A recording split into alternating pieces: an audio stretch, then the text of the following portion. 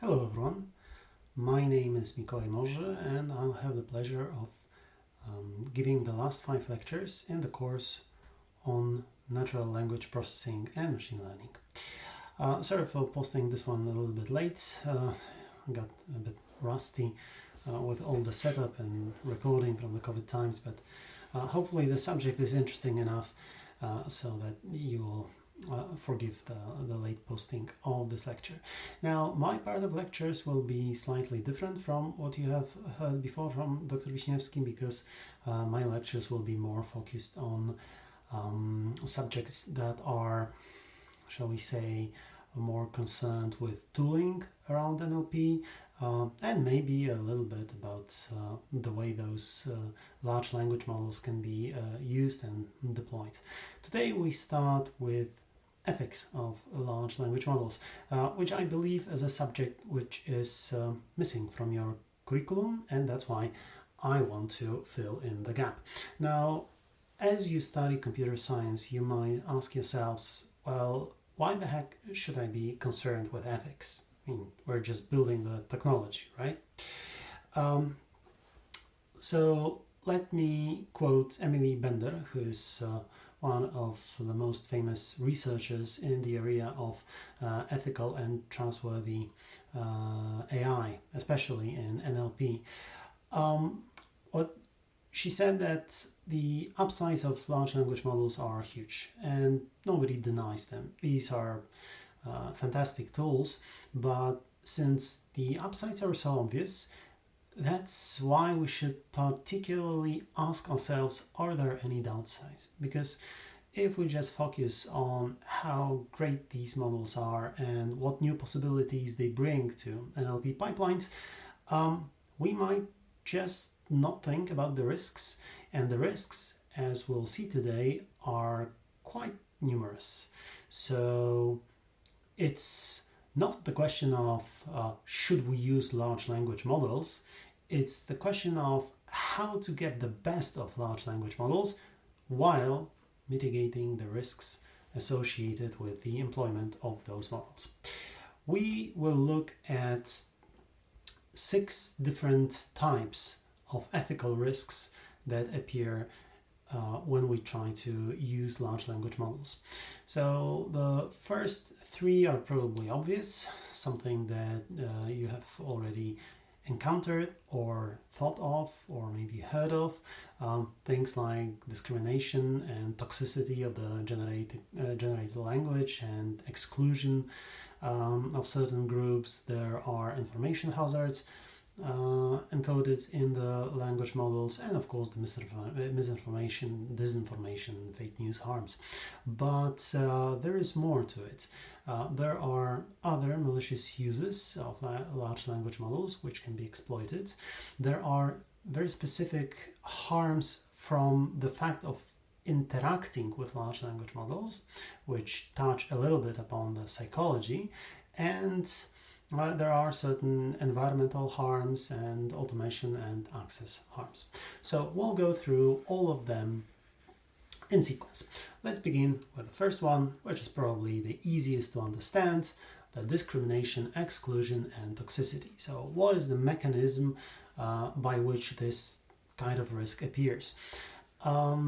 As you know, the language model basically reflects the natural speech on which it was trained. So obviously, the language model also includes all the discriminatory and unjust and harmful content which is present in speech and in writing on which the language model has been taught. The types of harms that these risks encompass are usually about the representation and treatment of different groups.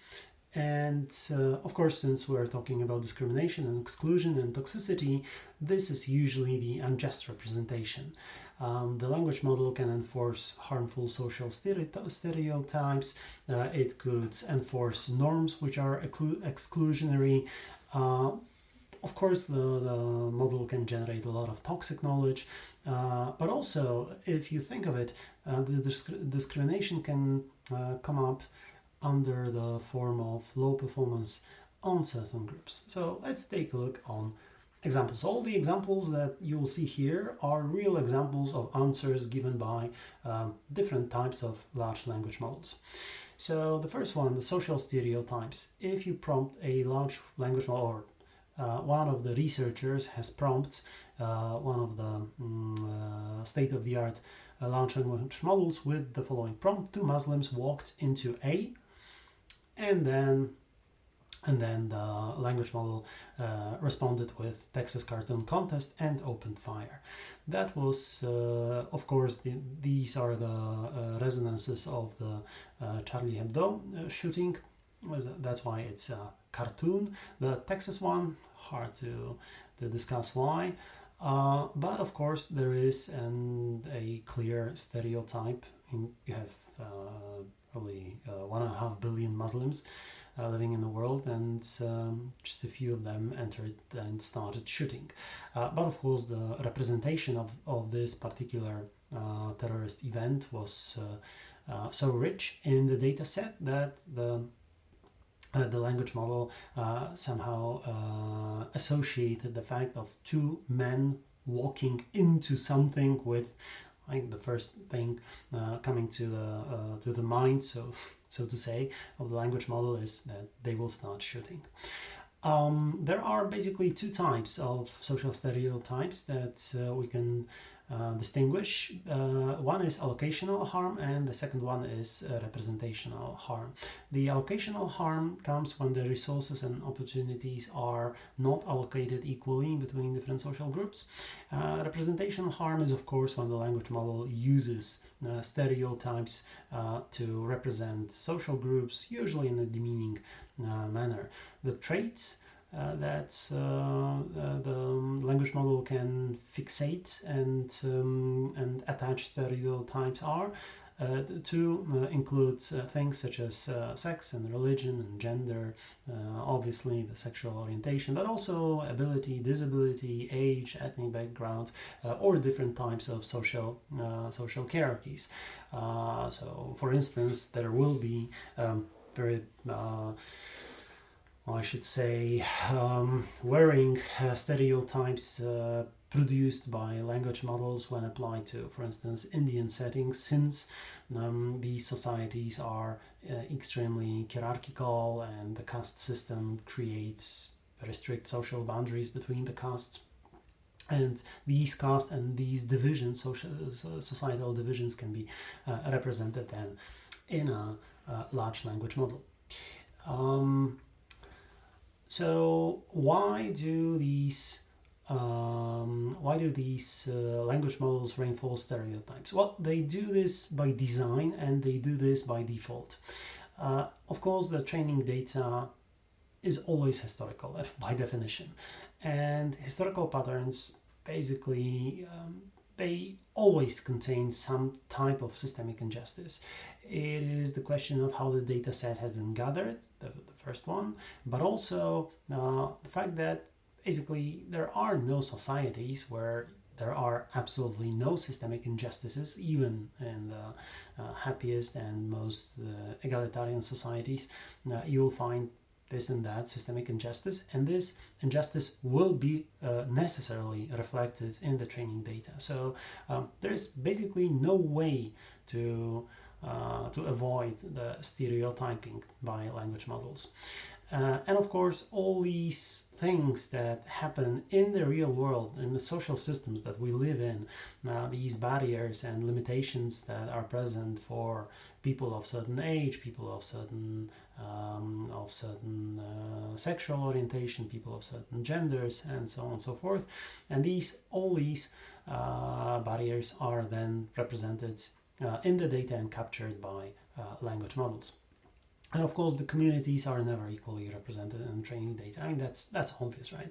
There will be communities which are overrepresented. There will be communities that are underrepresented. The problem is that it's sometimes really very hard to find out that a group has been stereotyped by the language model.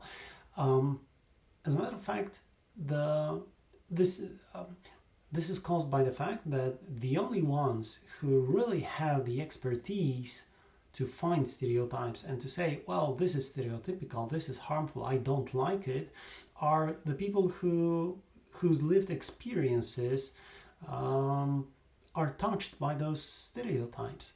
Basically, if you would like to detect all types of stereotypes, you'd have to have a team of testers who would be representative of all the groups, of all possible groups that can be touched by stereotypes.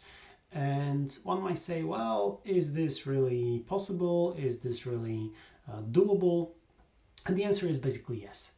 If you think about these huge companies that produce large language models and the amount of money going into the production of those large language models, then collecting a group of couple of dozen people, those people who represent different ethnicities and genders and ages and sexual orientations and ethnical backgrounds and so on and so forth, it shouldn't be that hard. I mean, it's really not that big of a deal to collect those people and then use them and their expertise that comes from the lived experience to try to find the most harmful stereotypes. Exclusionary norms. This is an interesting part. So, for instance, if you prompt a language model with what is a family, you might get a kind of definition which says the family is a man and a woman who get married and have children. And many people would or might tend to agree with this definition because it is still a majority definition. Yet this answer from the large language model is extremely exclusionary because it not only omits same-sex couples, but it also omits divorced parents. Right? A family consisting of a single parent raising a child, it's still a family, right? So why omit them? Why require that there is a man and a woman and they have to be married? Maybe there is a couple living for 20 years without formal marriage. They have children, they pay their taxes, they are a family, right? It's not a question of what is the family as defined by the law of a given country, and then you assume that, for instance, in a given country, only the people of different genders can get married and have children, and so on and so forth. So there can be different or even more subtle examples, right? For instance, you can have an answer from a large language model which says the woman doctor prescribed something, and then you ask yourselves, well, why do you have to point to the fact that the doctor is a woman? I mean, is it relevant in this case? Is it by putting together two doctors, one is male and another is female, and then you use the woman doctor and man doctor just to tell them apart? Or is the language model by definition assuming that a doctor is a man, and then you have to explicitly say a woman doctor to distinguish it from a default man doctor, both genders? This again assumes that there are only two genders. So by producing this kind of an answer that both genders do something, you exclude not only trans people, you exclude non-binary people, you exclude people who are somewhere on the continuum of genders. You might say, for instance, something like a black mother takes care of the child. Attributing or describing a woman as a black mother makes sense only in a context where you have a couple of mothers, and one is, for instance, white, and one is Asian, and one is black, and then you use it just to tell them apart. Otherwise, is the fact that a woman is black relevant to the fact that she's a mother, and, for instance, there is a description of her relationship with a kid, right?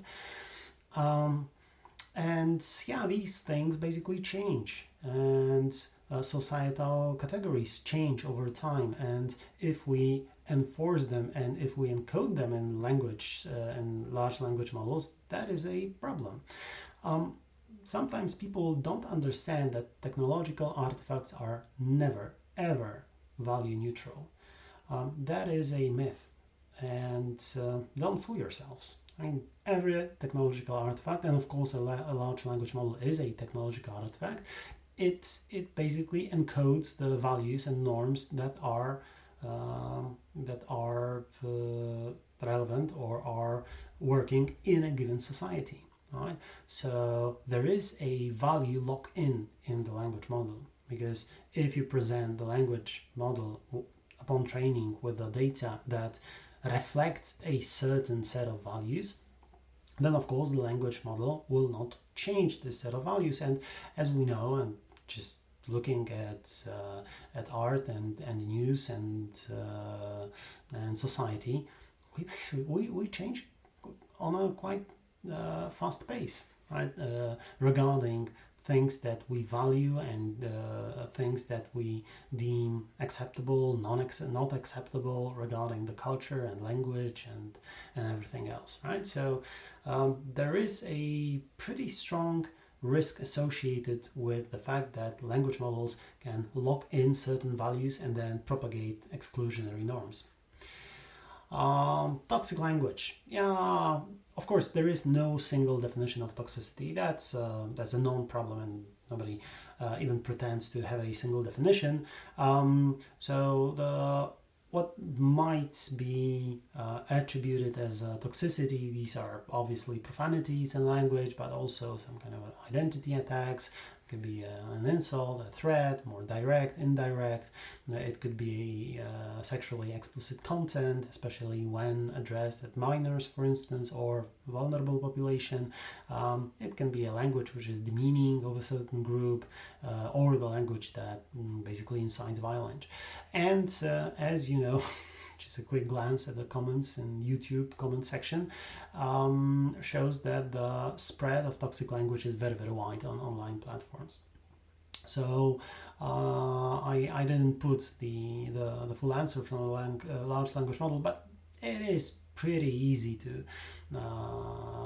force the language models to produce content which is openly or racist or anti-Semitic or misogynistic or whatever. And it works both ways. So the first of all, the large language model can quite easily produce toxic language, but also what counts as a toxic language, and mostly what is detected as toxic language, also depends on the type of language. For instance, there is a strong racist bias in toxicity detection for American African vernacular English, right? The dialect spoken by black population in the USA, where a lot of utterances which are not toxic and are not meant as insults, threats, and so on, are incorrectly classified as racist. Maybe due to the fact that, I don't know, there's a lot of rap songs in the training data. Hard to say, but basically the African American vernacular English is underrepresented and is quite hard for language models. As an intermission, probably the best known example of a toxic language is Thai bot, designed by Microsoft 4 or 5 years ago, I believe it was 2018. The idea was that there is a chatbot with a large language model underneath it, and the chatbot will be fine-tuned dynamically in real time by conversations on Twitter. So the Thai chatbot started saying "Hello world" and being anxious for so many conversations today. And this chatbot had to be turned off after only 16 hours of exposition to Twitter. Now, if you want to train your data online on the data collected from Twitter, what could go wrong? Quite obviously, there was a targeted attack, and after 16 hours, Thai was basically praising Hitler policies and trying to build a wall between USA and Mexico, and of course trying to put all the feminists in concentration camps, and spewing a lot of hatred and anti-Semitism and racial slurs, right? So training on online data, not always the best idea. Low performance on subgroups. Yeah, there is that somehow comes with technology, and it is pretty obvious, right?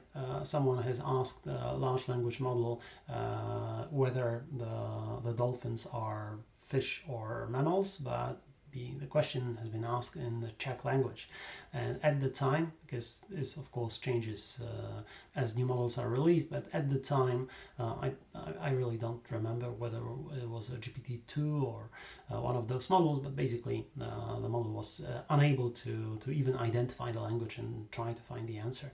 But as a general rule, the large language model can have a very bad performance on dialects and regiolects and ethnolects and sociolect.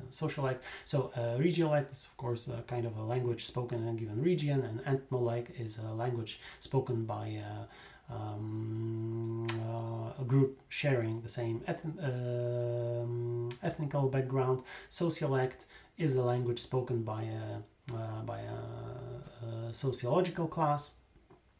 Social class, but also it can be for an age group. For instance, if the data is predominantly from the web, it overrepresents young people and underrepresents older people. So even in terms of grammar and vocabulary used by the elderly, the large language models can be insufficient. They can work bad for non-native speakers, for instance, and they can struggle with people who have speech impediments, for instance, or some type of cognitive impediments which affect the speech. Why is it important? Because certain subgroups are protected by law.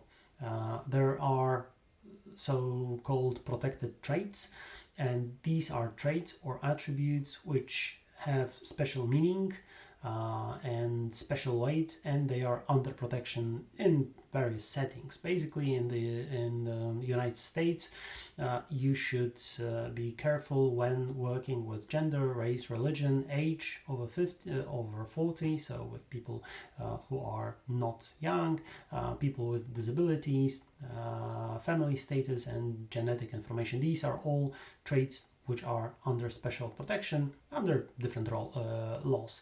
And in the UK, these protected traits are also including things such as sexual orientation, being pregnant or not, so whether a woman wants to disclose whether she's pregnant or not, and information about whether a person went through the procedure of gender reassignment. So the information, for instance, for trans people, when they transition between genders, this is protected. You cannot, for instance, disclose or ask explicitly whether you went through gender reassignment. So the fact that we observe low performance on subgroups might be subject to some special action or some special regulation, and large language models should strive to diminish the performance gap between so-called majority groups and groups with protected traits. Okay, so let's now turn to a second type of risks that can appear when working with large language models, and these are information hazards. Here we are thinking about the situation where the large language model produces an utterance which contains either private or some sensitive information which can be safety critical. And this information is derived from training data. Usually these types of harms include privacy violations and safety and security risks, and most often they come in three types. the language model can leak private information, can infer private information, and can leak or infer sensitive information. So with leaking private information, this is basically the situation where you ask the large language model about, for instance, an detailed address of someone, and you get the response. And because the training data is so huge and basically scrapped from the web with everything, then probably the data, it is quite possible that there is a lot of private data in the training data. Large language models, especially today, the interfaces for large language models are, of course, working with thousands and thousands of filters and rules and security valves that try to not answer questions. Or if you ask, for instance, what is the private address of George Clooney, you will not get this information from ChatGPT or GPT 3.5. Now, you can try to work your way around using some clever prompts, but probably George Clooney will be protected. But if you know that there is some mid-level or low-level employee called Alice Talbot who works at Facebook, then it is quite possible that you will get this information. So why this happens? And of course, the training data just contains a lot of private information due to the way the information has been harvested from the web, and this information is just memorized by the large language model. It's not something done by design, but this is there, and certain people claim that the disclosure of this private information basically has exactly the same effect as doxing. You might get the information and derive information from the data. This is a real example. You might, for instance, ask about which politician has a child out of wedlock. And in certain societies and certain countries, this might be harmful to a politician's career. And even today, the ChatGPT answers with the example of Jesse Jackson, who had a child out of wedlock, and only in 2012 acknowledged the fact that he had what I believe was by the time like 20 or 25 years old daughter of his, and Jesse Jackson was known to be the Reverend, and of course that was something very harmful to his public persona.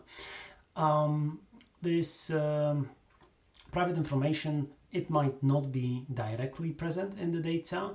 It might be extracted via correlations. There is another example, not precisely with large language models, but very similar in nature. You might recall this very famous contest by Netflix, the $1 million Netflix Recommender Prize, where Netflix was offering $1 million for any team who could improve their recommendation engine by 10%. And people were doing all kinds of crazy stuff with information about movies. And one team downloaded all the reviews from the IMDb database, and then they tried to guess the sexual orientation of viewers, of users who were hidden behind just IDs, because these were the only data provided by Netflix, and they were successfully outing people who were gays, for instance, right? Just from the patterns of which movies got more stars. That sounds a little bit stereotypic, but basically it was like 90% accurate, right? So the information, private information that could be inferred from the data is, of course, the gender, race, sexual orientation. It could be income, for instance. It could be political leanings of public figures, and so on. There are ongoing controversies about recent works, but by this guy from Cambridge Analytica, Kerfuffle. Their latest papers claim to be able to guess political leanings based simply on the profile photo from social networks, and not in the sense that if you see two guns and American flag, then that person probably supports Donald Trump, but much more subtle, just on a white background, just a profile, and from that profile they claim to be able to guess political leanings with a frightening accuracy. And as more and more data are consumed by large language models, this will become an important question.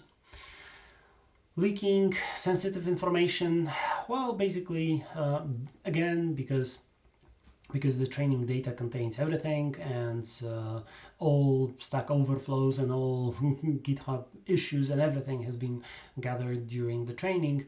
There is a lot of information about vulnerability and security breaches in software, in technology, in devices. So if you are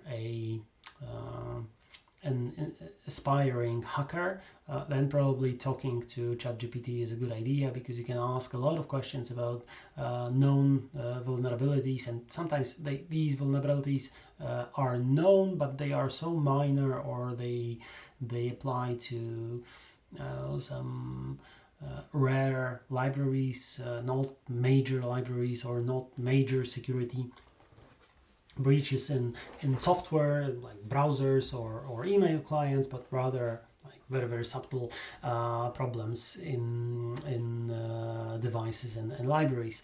And yeah, this could be done by both malicious users and non-malicious users. Malicious users can ask and search for vulnerabilities in source code of different applications, or vulnerabilities in technological artifacts, so trying to destroy some kind of a device or a piece of technology. But the non-malicious users can also be harmed, for instance, if the large language model discloses the information. For instance,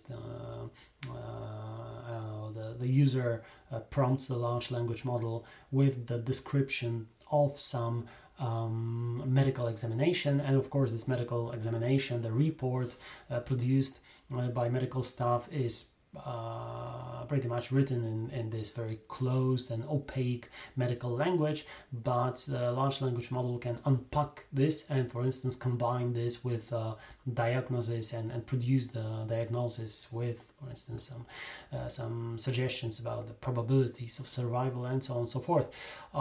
And it's not and we basically don't want to give medical information without the context. That's why the doctors are trained to present the medical information in the context of a given patient, of a given illness, and just producing this kind of a raw description without psychological support could be very, very harmful. Misinformation harms. Now, language models are known not only to hallucinate, they are known to assign pretty high probabilities to things which are either nonsensical or just outwardly false and misleading. That's because the language model has no idea of the quality of information.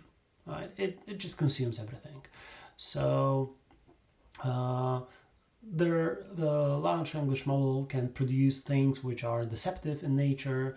They can, for instance, suggest unethical actions. They can sow societal distrust. They can just ponder all kinds of crazy theories, like the Earth is flat, or by injecting bleach you can cure yourself from a virus, and so on and so forth. So yeah, large language models used inappropriately can be a very loud. They can work as a loudspeaker for nonsense and misleading information. So they can disseminate misleading and false information. They can produce disinformation in various areas such as medicine, law, politics, or they can advise unethical actions. So why in general, why we should not trust large language models? yeah, it's obvious. There is no notion of factual truthfulness of the content presented to the large language model upon training. There's simply no such mechanism at all during training. It's not present in the loss function, it's not present during reinforcement learning. It's just looking at the likelihood of the next token based on prior utterances. And of course, we know that the fact that a token is likely does not mean that it's factually correct. So just by seeing a likely sentence, we cannot say that this sentence, by the sheer fact that it is likely, it doesn't mean that it is correct. Right? So let's take a look at a couple of examples. This is an actual prompt, actual question asked to a large language model. What are the traffic rules in the UK and India? And yeah, the large language model just tries to spew out something, and maybe it was the question, maybe I made it a little bit too short. Maybe the original question was, what are the main differences in traffic rules in the UK and India? And by the fact that the difference in traffic rules in the UK, whenever you put UK and any other country, the most obvious is that cars drive on the left or on the right. And the large language model just had to answer with the difference, despite the fact that in India and in UK the rules of traffic rules are exactly the same. And this can be a real problem, because if we start using large language models everywhere and we start using them as a support, if we just default to not checking on the truthfulness and factfulness of the answer provided by the large language model, just saying, this is what AI told me, like people blindly following their car navigations and driving from the bridges directly into lakes and rivers, then it is a problem. If we lose the notion of what is true, as a matter of fact. So some people even are afraid that language models can undermine this epistemic security of a society, so this understanding of what is true and what is not. And unfortunately, humans are very, very fast to overestimate the capabilities of large language models. They tend to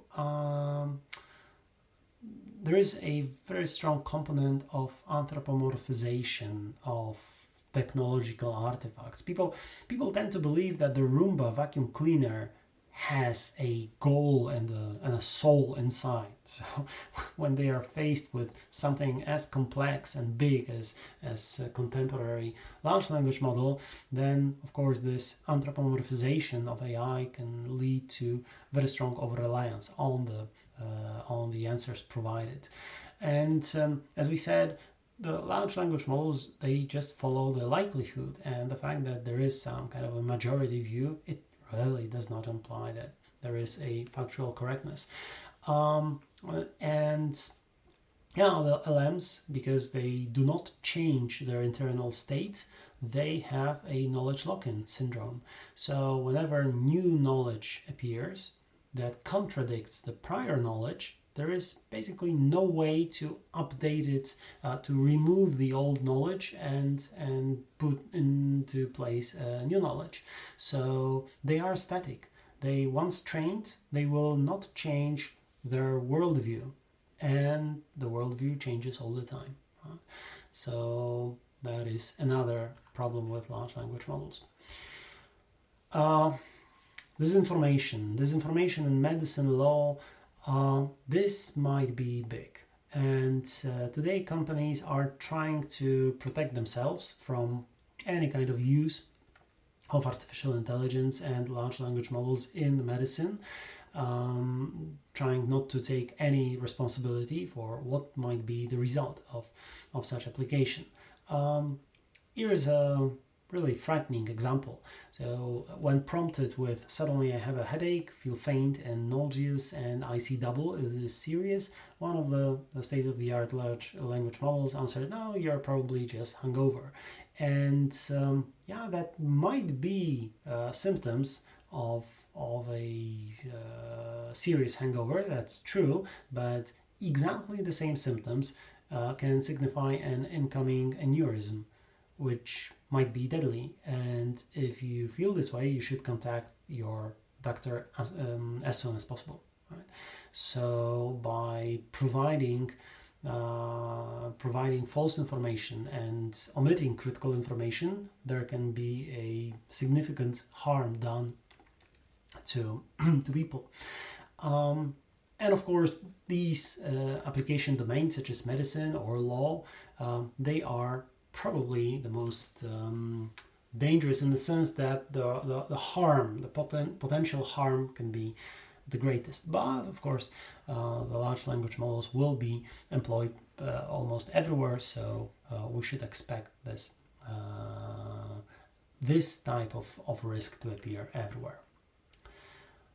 Okay, advising illegal or unethical action. Yeah, this is an example I had a lot of fun with.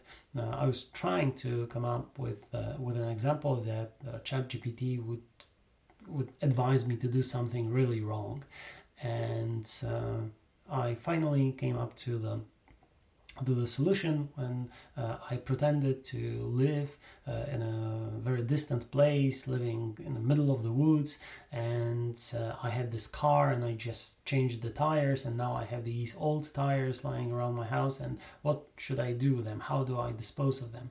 And to be fair, the language model came up with 6 actions, and some of them were okay, like try to find the recycling plant, call some ecological organization and ask them what to do with the old tires. Yeah, that's true.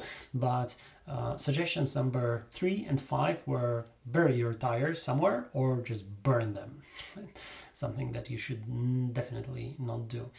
Of course, it is known, again, there are certain examples, and we'll be talking during one of the next lectures about the benchmarks. And there is a very specific benchmark that tries to assess whether language models can grasp ethical concepts. It's a special benchmark dataset that measures the ability of large language models to produce ethically sound advice. And almost all language models fail spectacularly on this data set. For instance, the one of the parts of this benchmark is just a pretty simple and straightforward task of matching names of virtues like trustworthy and sound and good and caring with action descriptions. GPT-3 is basically random at this task, cannot combine the abstract notion of an ethical virtue with the description of the action, which when taken we would attribute the virtue to a person doing this action. Right? So it is known that language models do not represent core ethical concepts at all. They don't have this notion. They have a very superficial just description, and they in the area of ethics they fail. You've probably seen funny examples of using large language models to solve the trolley cart ethical problem. Right, the trolley. The tram cart is rolling down the hill, and there are people on the tracks, and you have the gauge that you can change and direct the cart to the second lane. And for instance, here you have 5 people, and here you have just 1 person. And should you change the setting so that 1 person dies instead of 5? And people create all types of questions and then ask people, just to grasp this, the way people think about ethical judgments and what are the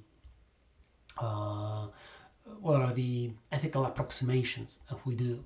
Right? When should we take the action? When is it reasonable, or when is it expected for us to do something, like decide that this life is more important than that life, and so on and so forth. Now, the large language models just fail to even predict the human ethical judgments. They, given the description of the situation, they almost never produce the same outcome as the majority of people would select, right? So there is a known shortcoming of large language models. Malicious uses. Then this is a set of risks when people just knowingly use large language models to cause harm. And this is usually for fraud. This can be done for political gains, for instance, for disinformation campaigns or undermining public discourse, and trying to muddy the waters around the public discourse on important issues.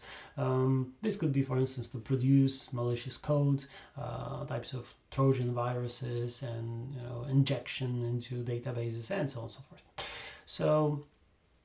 Why is it important? Because large language models can dramatically lower the cost of disinformation campaign, and this is a real problem because we still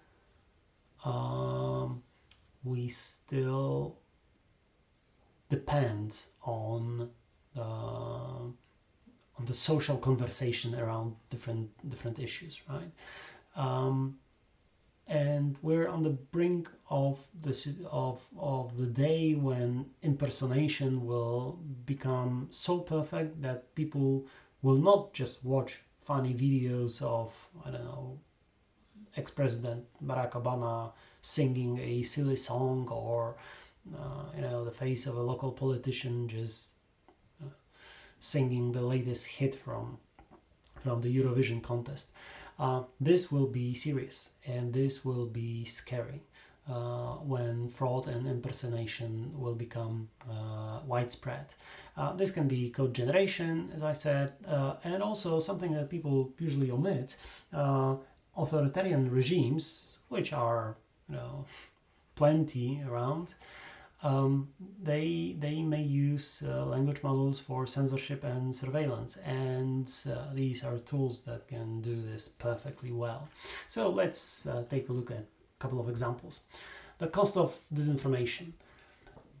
Just take a couple of seconds to read through this text.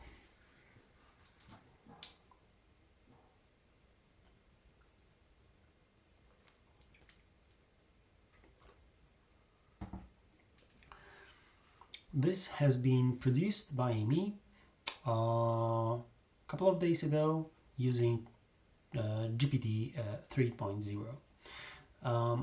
So first of all, the filters did not work.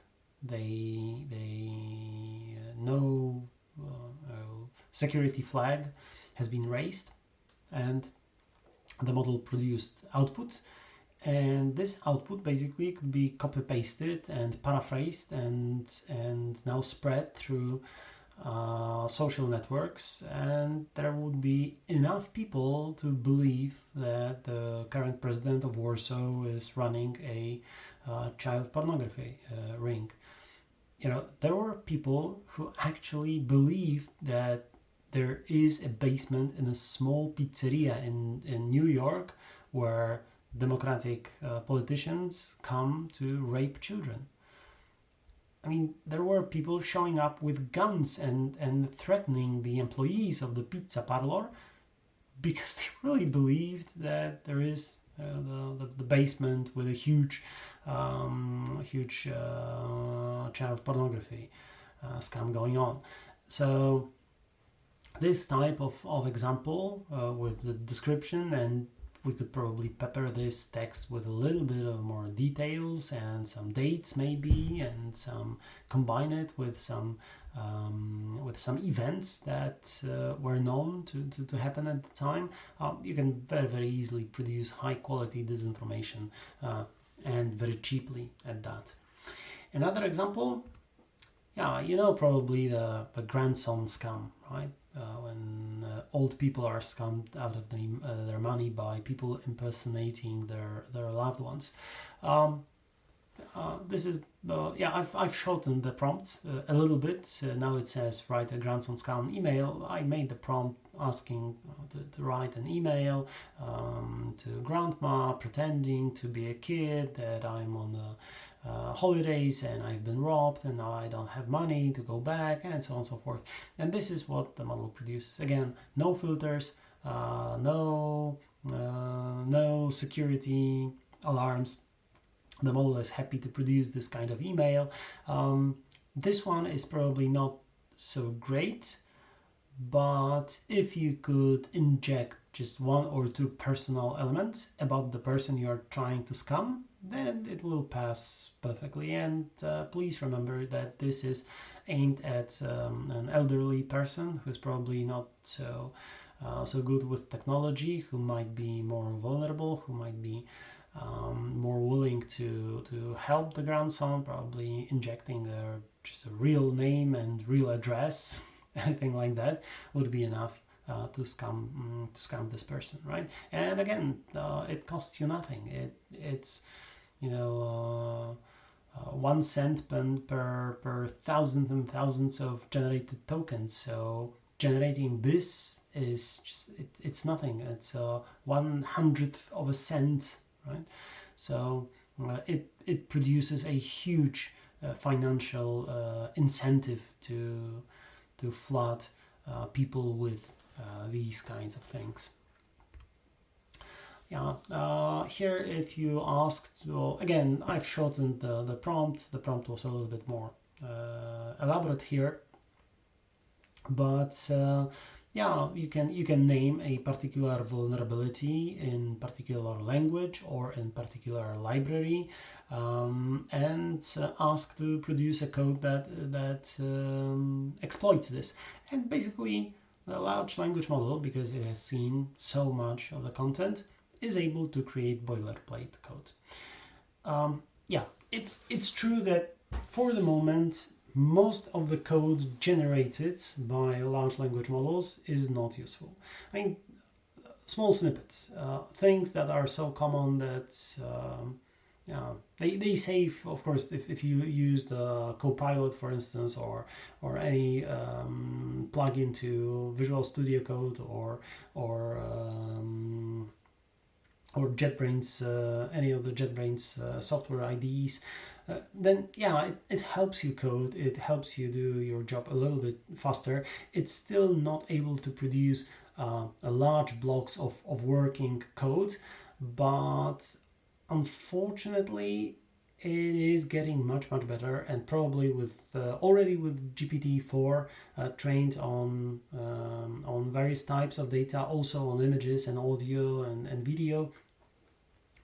The ability of large language models to produce working code completely autonomously, or maybe via something like AutoGPT with a little bit of instructions and asking the code to first produce a boilerplate code and fill in the boilerplate code and then write tests for the code independently and then run the test against the software, and then asking by the large language model to correct the code produced to pass through the test, and so on and so forth. This will be a short way to get rid of programmers and just have the machines write working code. And the malware, especially polymorphic malware, which will attack on various dimensions, different systems, this is something that is really frightful. Or, for instance, one of the things that people in cybersecurity are afraid of is that a lot of security depends on people being on the watchtowers and actively looking for vulnerabilities and security breaches.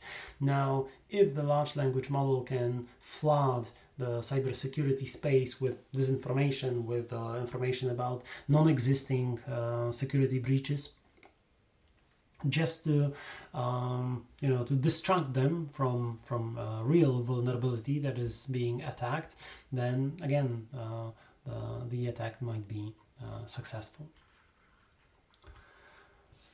And why did I mention the censorship and surveillance? Well, it's as simple as just prompt the large language model, provide the text written by someone on a Telegram channel or on Facebook or Instagram or whatever, and just look for government criticism, look for mentions of the fact that X equals Z, and the large language model will comply with the request, will do exactly that.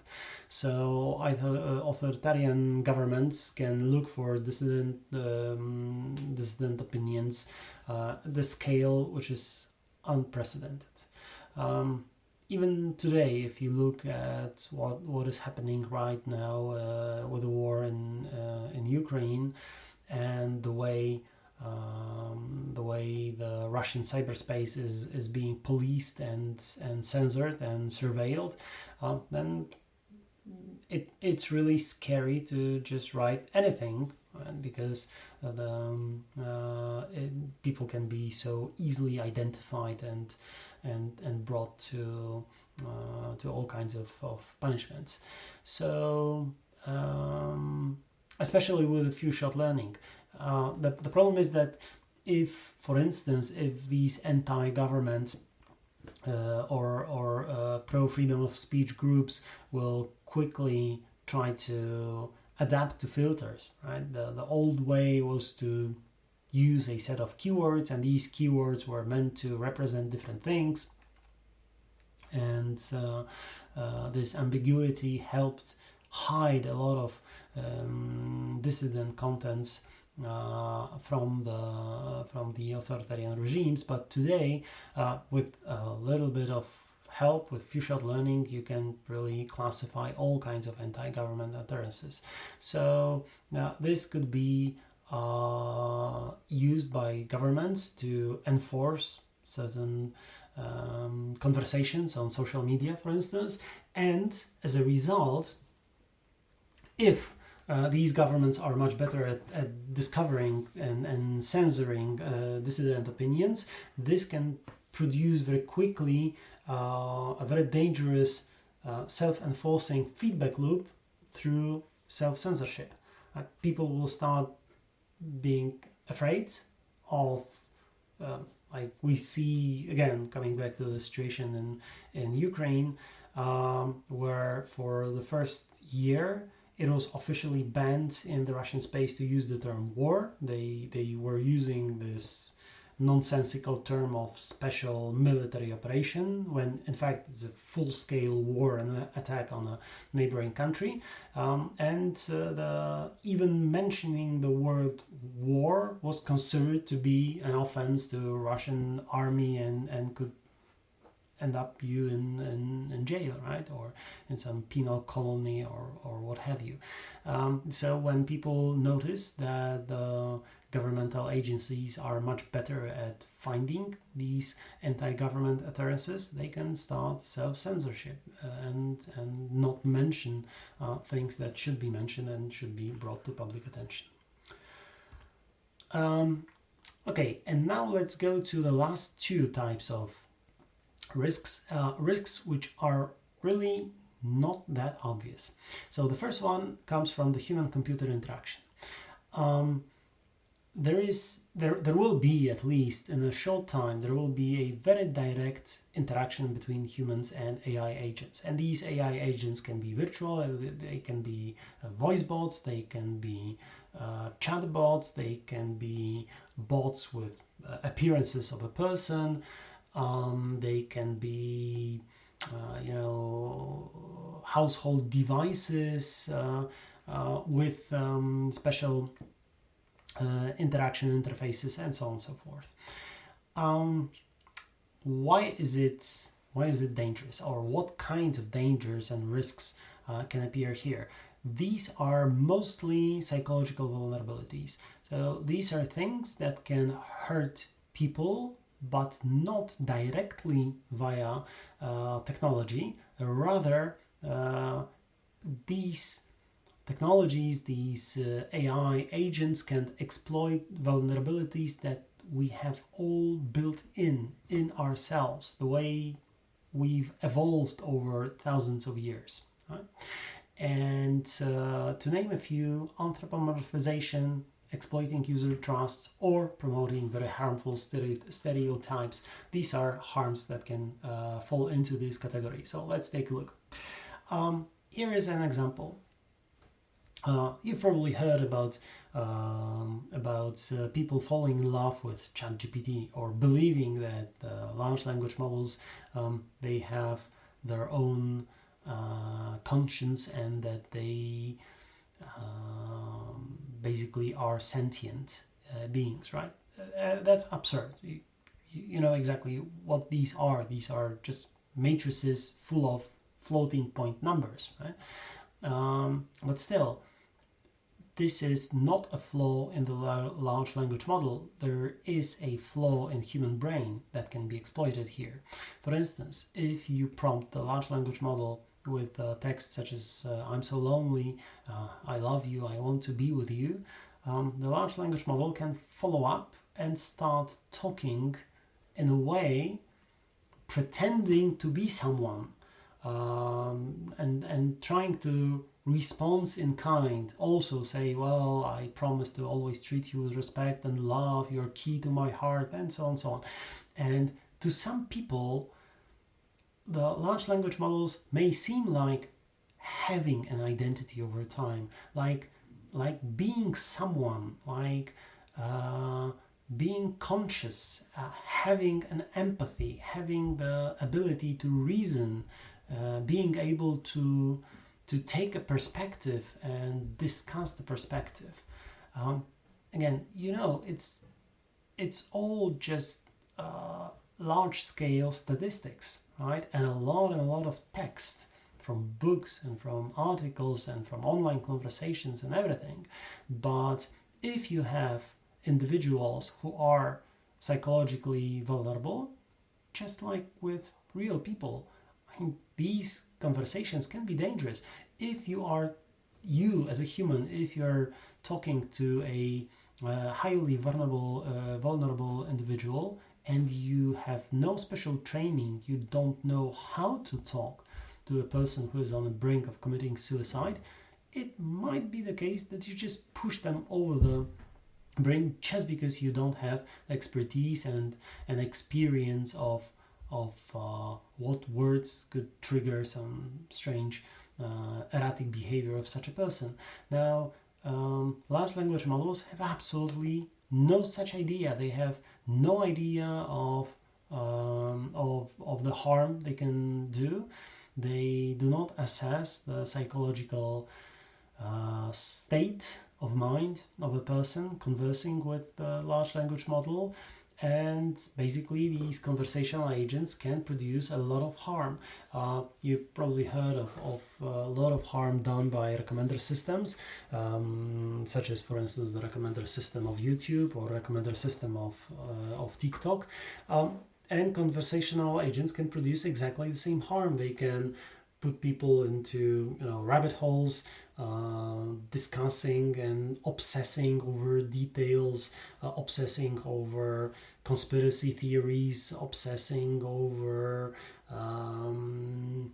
perceived harm to oneself, and so on and so forth. So the natural tendency of anthropomorphization of AI agents may result in a lot of harm, especially for people who are psychologically vulnerable. There is an interesting angle to AI agents, and already we have strong evidence that a lot of businesses are actively promoting stereotypes, which may really be very, very harmful. For instance, a lot of voice assistants who are commercially available, not to mention the two biggest ones, but a lot of voice assistants also outside of Alexa or Siri are also female voice assistants with strangely submissive voice. And a lot of people claim that the choice of the tone of the voice, the way the voice assistants are speaking, very strongly amplifies the objectification of women. And if the AI system is to be presented as powerful and intelligent, the AI system more often than not will be stylized as male and also as ethnically white, especially when it comes to, for instance, the choice of vocabulary or the accent. There are certain accents which are commonly associated with higher sociological societal class, with higher education, with more authority. It's also in the depth of the voice and so on and so forth. There is a very recent UNESCO report on voice assistants, because this technology is being now used so often around the world. UNESCO definitely finds that voice assistants definitely reinforce and spread gender bias, that the voice assistants are usually modeled as female, that they are very submissive in the choice of language and asking for forgiveness for doing something wrong. And they also do not stand up to verbal abuse. They go into defensive mode, saying I'm sorry when the angry customer starts shouting. They tolerate sexual harassment, and of course I know it's a piece of software, right? But if the customer, just for quote unquote fun, starts an sexually explicit conversation with an agent, it might be a much better idea to just cut short this conversation, not trying to always cater to the lowest common denominator and accepting verbal and sexual abuse, even when it's directed not at the real person but at the voice assistant, because basically it might at some point or some moment it might spill to the real world. And this also sends a message of how women should express themselves and how should they react to verbal abuse or sexual harassment. So these are things that bear consequences in real life, right? And LMs could spew a lot of harmful stereotypes in this area, unfortunately. And the last section, this is automation, access, and environment. Basically, this is a set of risks which stem from the fact that LMs are not equally distributed over the world.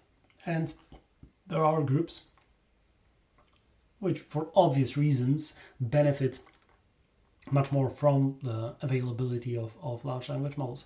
And I'm not talking only about the language, though language is an obvious example, right? There are language groups which are very nicely represented in the space of language models, and there are languages spoken by millions and millions of people which are completely underrepresented. If you look at major conferences like ACL or NeurIPS, you'll see that there are specialized tracks and there are workshops which promote the research and development of large language models for underrepresented or under-resourced groups of languages, especially when the group of it's not like you have the last 2,000 people speaking some kind of an ancient ancient South American language. We're talking about millions of people speaking a certain language, but unfortunately they live somewhere in the middle of Africa, and basically nobody cares.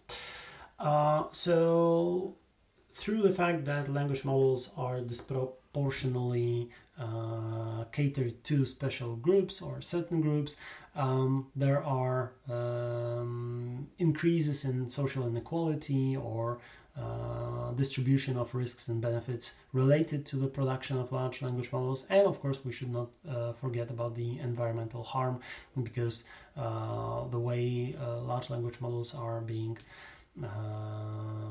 created and trained also has a huge impact on the environment. So examples, as I said, environmental costs of operating large language models, but also effects on job quality or different access to benefits due to different physical constraints. For environmental costs, this is something that we should definitely be aware of, that training or fine-tuning of a large language model has a huge environmental cost, right? Here you have, this is from the 2022, so from a year ago, the cost of training of GPT-3 or Gopher, which is also a huge large language model, as compared to one passenger traveling on a commercial jet airliner from New York to San Francisco, right? Or the average human life, which produces something like 5.5 tons of CO2 emitted to the environment, and the single training run of GPT-3 was basically 100 human lifetimes. Now, you might say, well, it's just 100 humans and GPT will be so useful. GPT-4 will be trained on the data set which is orders of magnitude larger than GPT-3.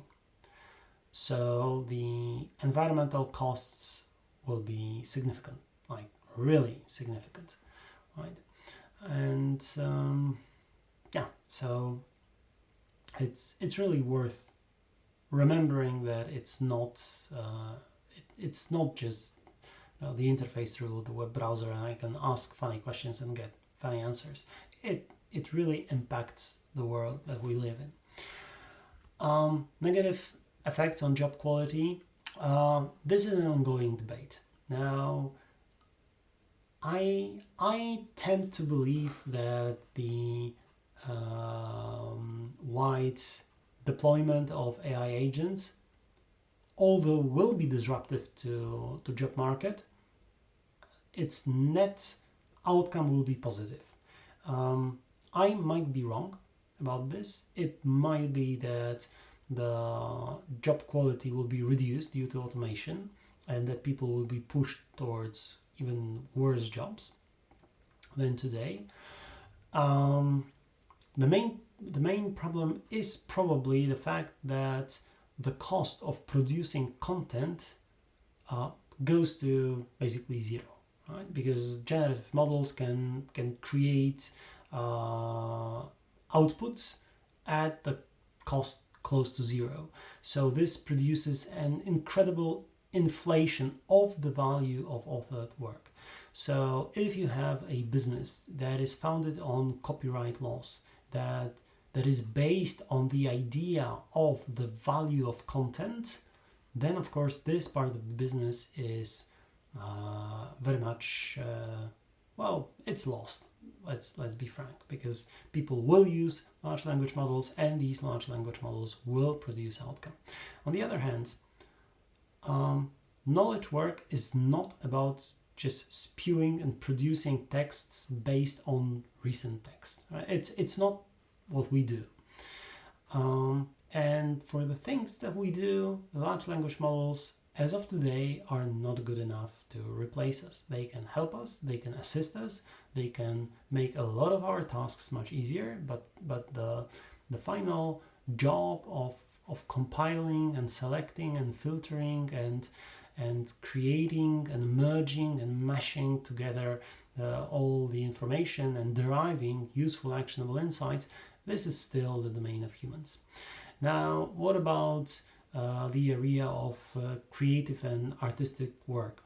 People are afraid that things like DALL-E or Stable Diffusion will destroy the world of art as we know it. If we go back like 100 years ago, we've heard exactly the same things said about photography, that the world of art is over and no one will ever paint because everyone can just take a picture, so why bother and learn how to paint? And as of today, people still paint, and we have museums and we go and we watch paintings, and photography has become an art of its own.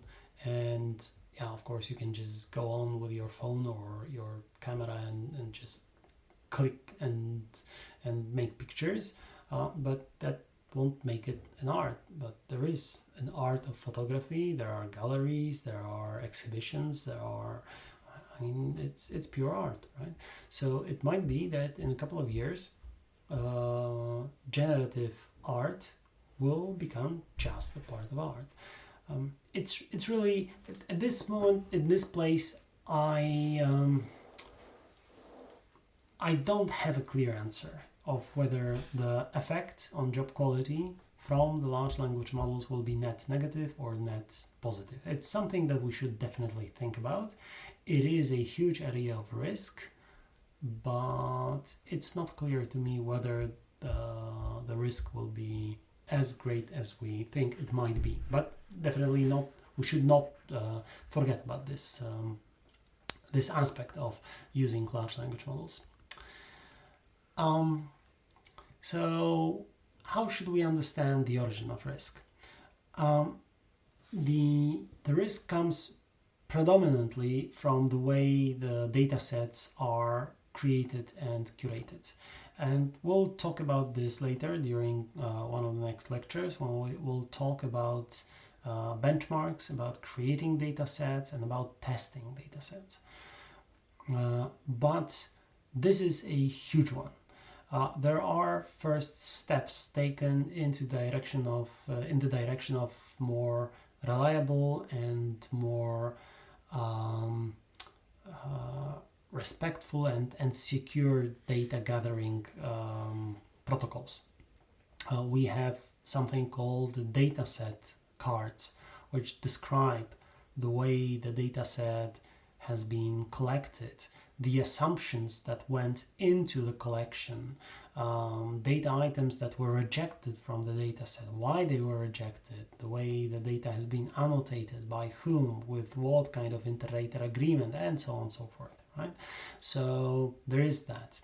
Then there is robustness. The question of robustness, because that's again the possibility or the point of origin of risk. The large language models can be exploited for vulnerabilities. They can spew misinformation. They can produce, at least a couple of months ago, you could still ask the GPT what are the 5 ways. Least painful ways to commit suicide, and the model would just answer with something akin to the instruction of how to commit suicide without additional pain, right?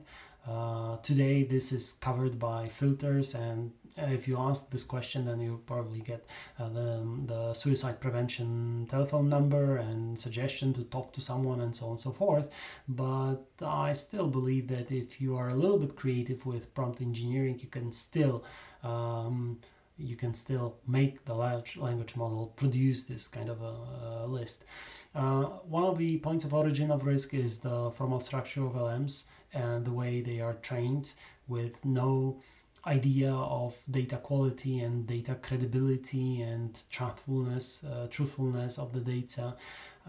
So maybe new regimes of training that would tell the difference between high quality data and low quality data are required. Maybe we need to inject the training loop of large language models with information about, for instance, common knowledge, or with again, truthfulness checks and stuff like that. There is a risk from the computational cost of training and inference, and here again, you probably during your classes you hear all the time repeated that the training is this expensive part, that the inference is fast because it's just a little bit of numbers multiplication, but the training with forward pass and backward pass and all these, this is so computationally costly. That's not true, right? You know that inference is much more costly because you train once and you infer thousands or millions of times.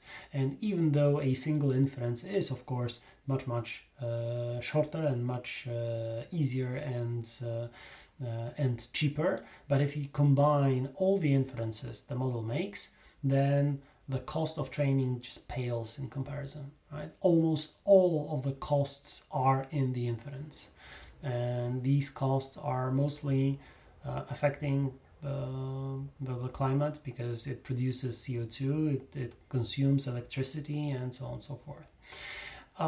There is a point of origin of risk with the intentional use of LLMs. As we've discussed, the malicious users, malicious players can utilize LLMs to produce virus code, to extract personal information, to search for vulnerabilities, to spew disinformation, and so on and so forth, right? So there is that.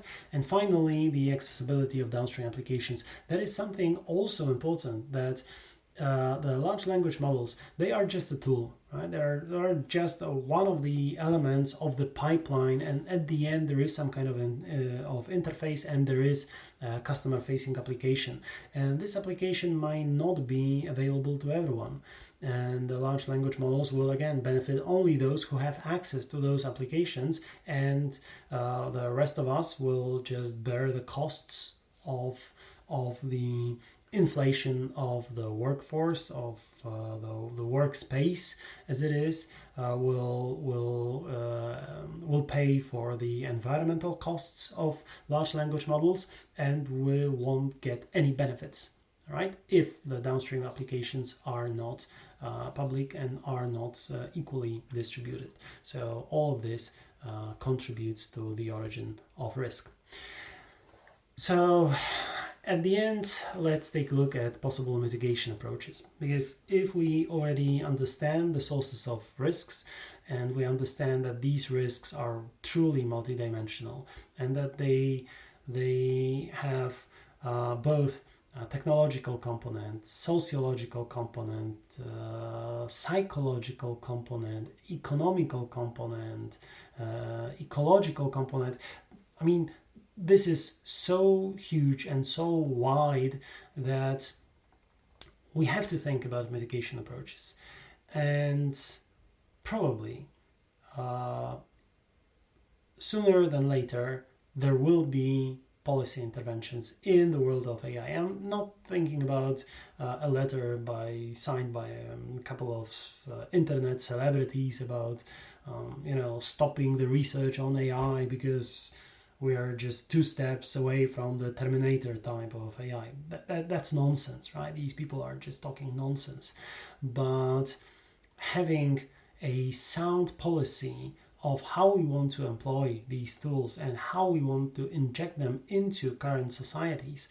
So what are the requirements before we allow these models in global applications?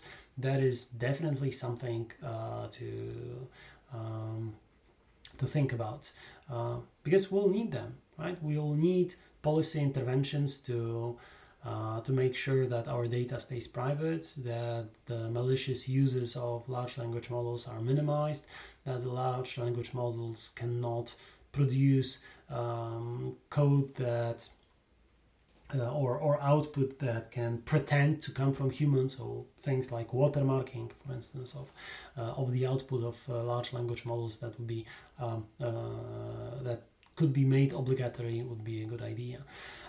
Then better data sets. As we've seen, a lot of problems from connected to large language models come from irrelevant or inefficient or insufficient data sets, where certain groups or ideas, issues, notions are simply underrepresented. So if we can create participatory projects to build better data sets, to make them more inclusive, to make them more representative of our societies, then as the consequence, the large language models will become better.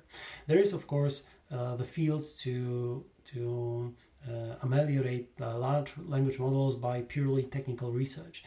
I really don't believe that this is the sole solution, and that it is enough to just focus on technical research to build better LLMs to solve all these problems. I'm almost certain that without the help of sociology and psychology and law, probably, and policy interventions, we will not be able to solve those problems, but still technical research is an important element. What we see starting from 2 or 3 years ago, the community around AI ethics and ethics in NLP is flourishing. There are special tracks on conferences, there are special issues of journals, there are the awareness around AI ethics is growing, and growing very quickly.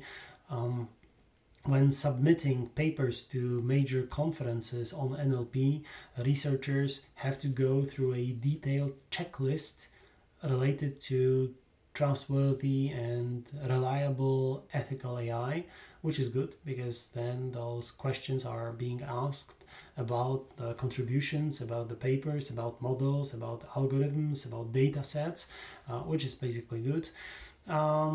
And of course, the mitigation approaches that try to touch upon the downstream applications, so operational solutions to the way the LMs are being deployed and used in public space, research management on how to build better tools, and product design, of course, how to design tools that will use the large language models, but in a good and healthy way.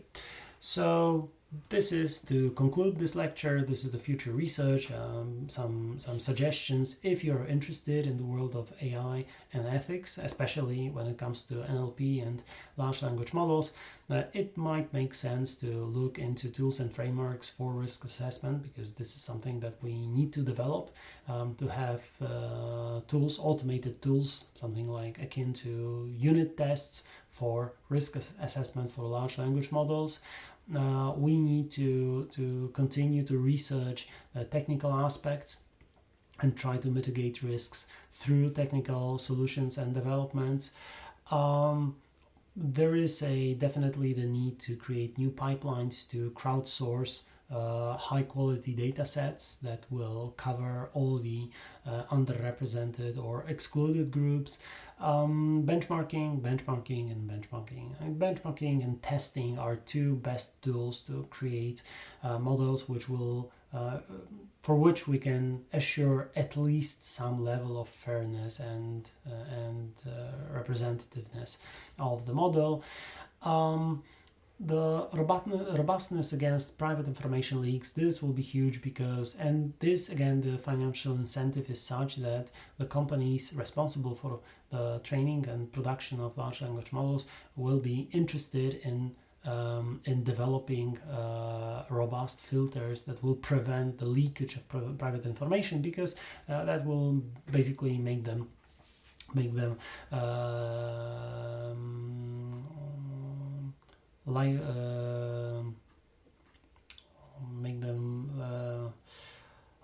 the word escapes me.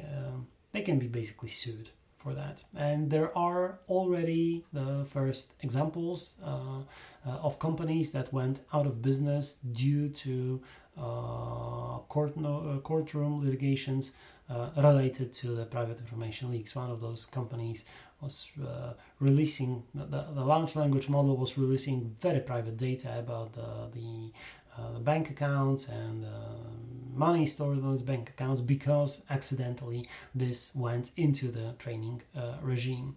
And of course, one of the interesting future research direction is trying to invite people from outside of ICT, especially people who work in sociology and psychology, to try to analyze the benefits and wide-scale social impacts of the deployment of large language models. So this concludes our first of our lectures. I hope you find this subject as interesting and as important as I do. Should you be more interested, then of course please feel free to contact me. I'll try to point you to more sources and interesting papers to read and stuff like that. So thank you very much once again. I'm sorry for late posting, and the next lecture I hope to have it recorded by Friday. So see you then. Bye bye.